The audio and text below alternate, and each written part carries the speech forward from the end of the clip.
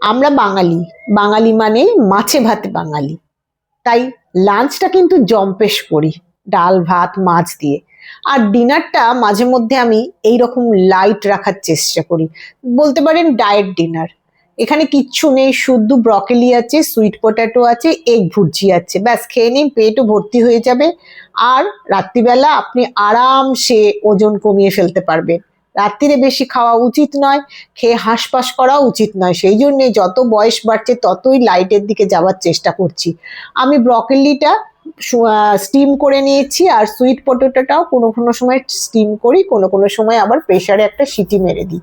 দিয়ে এর খোলাটা আমি বেশিরভাগ সময় খোলা শুদ্ধ খাই। আজ যেমন খোলা ছাড়িয়ে দিয়েছি, আর অন্য সময় আমি খোলা দিয়েই খাই। তাই ভাবলাম আজকে আমার ডিনারটা আপনাদের সঙ্গে একবার শেয়ার করে নিই। আর এগ ভুর্জি তো আমরা সবাই বানাতে জানি, চলুন ফটাফট করে বানিয়েও ফেলেছি। কিচ্ছু করতে হবে না, যেই স্টিম হয়ে যাবে অমনি বাটার কিংবা ঘি দিয়ে প্যানে একটু গরম করে নাড়াচাড়া করে নিন, ওপর থেকে ব্ল্যাক পেপার সল্ট ছড়িয়ে দিন, অরিগ্যানো থাকলে দেবেন, না থাকলে না দেবেন।